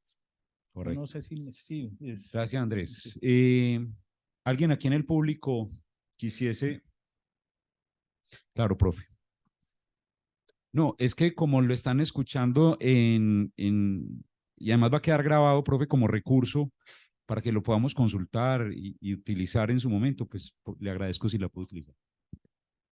Buenos días. Yo sí quisiera preguntarle algo, profe, y tiene que ver con un apartado del texto que leía suyo, donde usted habla acerca de la calle, ¿no? Sí, y lo mencionaba también ahorita dentro de su intervención, cómo la calle se convierte hoy en un espacio de peligro, en un espacio, de hecho, hay una nueva rotulación o etiqueta, ¿no? Los niños de la calle, los que somos papás y mamás, por ejemplo, vemos en la calle un lugar de peligro, pero por otro lado también nos están hablando de los entornos como el entorno espacio público, donde nos dicen que hay que resignificarlos, reconquistarlos, volvernos a empoderar de ellos. Entonces yo sí quisiera saber cómo volver otra vez a esa idea de tener un espacio como la calle, como un espacio orgánico, ese espacio de encuentro, de poder trabajar y construir con el otro y sacarlo como de esa visión tan negativa. Me imagino yo que eso tiene también muchas aristas y muchos lugares o muchas situaciones que habría que tener en cuenta, pero ¿por dónde empezar a hacer ese ejercicio de resignificar la calle cuando, por ejemplo, en mi infancia uno podía salir a jugar diferentes cosas, uno podía compartir, podía construir otras cosas, pero eso hoy ya no es tan posible, no sé desde esa perspectiva. Entonces sí me gustaría mucho y a propósito de eso que usted ha hablado de la domesticación y todos estos temas, ¿cómo poder entonces volver otra vez ese espacio de la calle un espacio de libertad? Pues sí, o sea, es el problema porque no es solo un asunto individual, no es un asunto de buenas intenciones, eso va desde la política educativa, las formas de planeación, de reconfiguración de las dinámicas urbanas.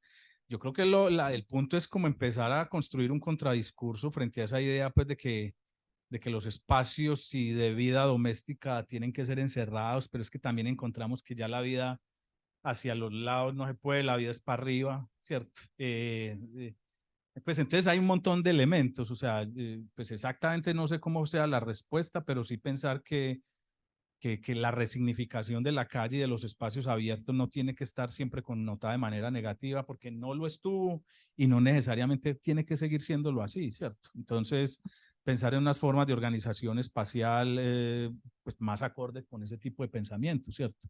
Cómo recuperar la calle para que sea apropiada por los niños y las niñas. Estoy pensando ahora en Tonucci, ¿cierto? Eh, y que sean espacios pues para poder estar, para poder jugar, porque es que además se vuelve muy estresante uno estar metido toda la vida en la casa, ¿cierto?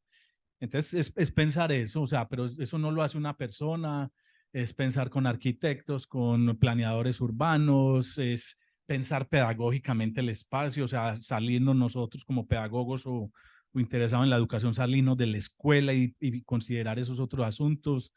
Entonces, bueno, es muy complejo, diría yo, pero al menos están las ideas ahí. Y bueno, si están las ideas ahí, ¿por qué hacerse? Andrés, nos dicen aquí del chat, ¿por qué cree que aún el Estado como entidad gubernamental no ha sido capaz aún de ver al niño como actor del presente y solo logra verlo como agente y ciudadano del futuro?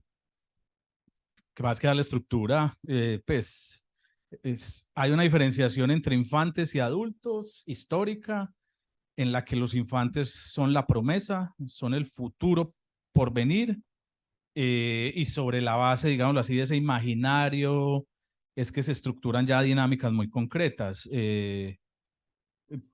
Bueno, habría que hacer un análisis más complejo, pero es que cuando se está hablando de la infancia precisamente como proyecto de futuro es porque uno se pilla también que los discursos que están ahí en la base no son ni los discursos pedagógicos ni los sociológicos, sino que son discursos de tipo económico, ¿cierto? O sea, el programa de Cero a Siempre y las propuestas de crear jardines infantiles no resultaron de unos grandes pedagogos interesados por los niños y las niñas. O sea, eso resultaron de unos análisis en donde se miraba de clave a futuro, pero en términos económicos, ya lo hablamos la vez pasada, es decir, la tasa de retorno con los niños es mucho mayor que con los adolescentes. O sea, si usted invierte en adolescentes, está perdiendo la platica. Eso ya se perratearon. Eso ya no hay nada que hacer, ¿cierto? Entonces, ¿qué va a invertir uno ahí? O sea, uno invierte en la infancia porque desde el punto de vista estadístico, económico, es la que puede decir, pues lo hacen los economicistas, los actuarios, creo que llaman, los estadísticos, diciendo, no, vea, es que si hacemos esto y esto y esto y la intervención se va para la infancia, en 10 años vamos a tener mano de obra cualificada, sí, vamos a estar formando a estos, vamos a acabar con la violencia en la comuna X, porque todos pelados ya van a estar metidos en el jardín y posiblemente van a entrar a la universidad. Bueno, es decir, esos cálculos muy seguramente los hacen esos expertos. Entonces no es un amor por los niños como niños, no es una preocupación por los niños en tanto niños, sino una preocupación por los niños en tanto parte de un proyecto social y económico a futuro. Por eso los análisis gubernamentales son muy escépticos, bueno, no tanto escépticos, son muy sospechosos, y eso está muy bien, ¿cierto? Si a mí me dicen los programas de atención para la infancia, ¿sí o no? Yo digo, sí, claro que sí, ¿sí? Pero miremoslo así con el ojito rayado, porque es que la cosa no es tan transparente y tan gratuita. Entonces, gracias a estos estudios, uno no se traga el cuento pues de que esos jardines fue por amor a los niños, eso obedece a estrategias políticas, económicas, económico-internacionales, ¿cierto? También la OCDE y la ONU diciéndole, me tenés que demostrar que ya no tenés tanto porcentaje de la población infantil en riesgo. Riesgo es en familias X, Y o B, generalmente clases bajas, porque además de las clases altas no sabemos, como si solo los de las clases bajas pegaran y cascaran a los niños, ¿cierto? Eso no lo sabemos. Entonces, como para mostrar ese tipo de indicadores, entonces, claro, ahí dice uno, es muy fregado que el discurso sea propiamente con respecto a los niños como tal. Pues, al niño ahí, ¿cierto? Es ese niño en clave de un indicador, es ese niño en clave de un capital futuro. Sí, entre otras cosas, porque el discurso precisamente establece que si están clases altas, los niños sí tienen, se les suple todos sus derechos y además están en una posición que además de hecho socioeconómica es privilegiada, pero están muy bien porque están allí. Pegan, allá no los violan, allá inclusive no aguantan hambre, diría uno, allá tienen unas muy buenas relaciones con los... O sea, es también un mito pues, de que clase alta está relacionada con lo mejor de la infancia. Así. Muy bien. ¿Alguna otra pregunta del público presente? Bueno, por aquí, mientras alguien más se nos... ¿cómo promover las agencias de las infancias situadas desde la academia como institución pro-domesticadora? Ya preguntó todas las palabras para enredarme. No, más que hasta allá, pues la pregunta que tenemos que hacernos es por qué significa la agencia, ¿cierto? En unas charlas anteriores que estaba con profesora Paulina Chávez de Chile, estamos trabajando ese tema, o sea, ¿qué significa la agencia y la voz de los niños y de las niñas? Entonces, eso hay que problematizarlo. ¿La agencia es una agencia teórica? ¿El concepto de agencia como concepto teórico?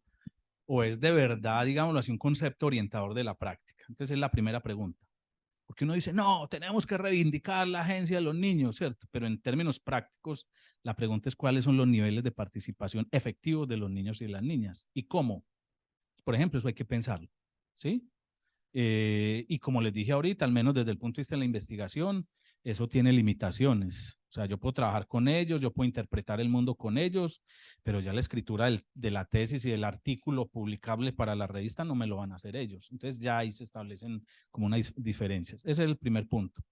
El segundo punto es una romantización, no solo de la agencia, sino también de la voz. O sea, estamos hoy en día en que la voz de los niños y las niñas, la voz de los niños y las niñas, y es como si estuviésemos volviendo a una suerte de positivismo decimonónico, ¿sí? O sea, la voz de los niños, como la voz de cualquiera de nosotros, es una voz que obedece a una situación social y cultural específica, ¿cierto? Nuestra voz no es nuestra voz. Nosotros estamos hablando español porque nacimos aquí, si estuviéramos en China estaríamos hablando otra cosa. Es decir, y estamos utilizando un lenguaje que no nos lo inventamos, ¿cierto? Nosotros decimos vaca porque nos enseñaron que había vacas y que son más o menos así, pero además cuando uno habla no solo dice lo que dice, sino que también hay sobreentendidos, hay asuntos no dichos. Entonces, pensar que la voz como voz es transparente es volver a recaer en esas miradas inocentes pues del discurso, como si cuando el niño dice, ay, me duele, ¿cierto? Entonces uno hace la investigación y dice, hicimos un trabajo en donde recuperamos la voz de los niños y las niñas, ¿cierto? Y entonces hicimos unos trabajos de narrativas. Por ejemplo, es muy importante para los niños lo que sufren. Pepito dice que le duele, cita, sí, me duele mucho, mamá, ¿cierto? Como podemos ver, la voz del niño es que le dolió, ¿sí? Pero, pues, eso se suele hacer mucho en maestría, inclusive en doctorado, pero claro, el niño dijo, ay, me duele, pero es que necesita que le den más platica, ¿cierto? Al uno le dice que le duele es para que lo carguen, al otro le dice duele para que le... Es decir, uno no puede ser tan confiado de que lo dicho es lo dicho. Y pues esa sospecha está desde Marx, pasando por Nietzsche, Freud, y se vuelve más fregada con los postestructuralistas. Entonces, volver a decir que la voz es transparente es como retroceder 200 años en la investigación. Y pues, y así sea la voz del niño, la voz del adulto, hay que analizar la estructura profunda y los sobreentendidos y lo que no dice el discurso. Entonces, también esa romantización de la voz desde el punto de vista político y de la agencia invisibiliza otros acercamientos a la investigación que no son tan condescendientes, digamos, con la idea de una voz transparente. Entonces, eso tiene sus problemas, ¿cierto? Y hay que reflexionarlos. De todas maneras, no es la idea que los niños no puedan participar, y es buscar esos espacios de participación, pero con esos límites otra vez, ¿sí? Porque eso se presenta mucho como fachada. No sé si lo han visto también, eso lo hacen mucho con nosotros los docentes. Que vamos a hacer una propuesta de cambio a la ley no sé qué, y entonces va el personaje político a la universidad 1, a la universidad 2, a la universidad 3, a la universidad 4, citan a los docentes y eso le hacen publicidad y dicen, no, hicimos una cita para hablar de la nueva Lala, fueron 3 pelagatos, ¿cierto? Eso no fue nadie, pero después al final dice, de un trabajo mancomunado con los docentes de la universidad 1, 2 y 3 y 4, sacamos esta nueva propuesta de reglamento y claro, hicieron la convocatoria, nadie fue, pero entonces es una idea también de vender la participación muy estratégicamente. Entonces también puede suceder esto, ¿cierto? Que uno pone a dibujar a los muchachitos y en última no le para ni 5 bolas al dibujo de los muchachitos porque usted ya tiene claro qué es lo que va a decir en su tesis, ¿cierto? Bueno, por ahí. Como le dice el mismo Leonardo, yo decido, tú decides y ellos son los que toman la decisión final. Yo participo y tú participas, ellos deciden. Yo quiero agradecerle nuevamente al profesor Andrés Claus por la presencia en esta cátedra interinstitucional sobre infancia y primera infancia. Recordemos que esta cátedra estamos tratando, intentando de institucionalizarla aquí en Santiago de Cali, precisamente para que se puedan promocionar, facilitar, poner sobre la mesa las conversaciones y las discusiones que tienen que ver esto que para nosotros es tan importante como lo es la infancia o las infancias, aunque Andrés hoy nos ponía precisamente en tensión y en preguntas sobre esas categorías, porque no solamente se trata de la pluralización, sino precisamente cómo estamos clasificando, porque aquí en efecto, Andrés, lo conversamos en estos días, asistimos en el suroccidente colombiano, un montón de realidades de la infancia que quizá ni en el centro ni en Antioquia se ponderan, porque hay unas particularidades específicas. La Universidad de Santiago de Cali, la institución universitaria Antonio José Camacho y la Universidad de San Buenaventura. Dudé fue precisamente para saludar aquí a la directora del programa de licenciatura en educación infantil, Angélica, quien con ella estamos haciendo precisamente varios de esos asuntos interinstitucionales para poner sobre la mesa la conversación en Santiago de Cali sobre la infancia. Andrés, nuevamente muchas gracias y pues un aplauso, hermano, porque creo que fue muy interesante.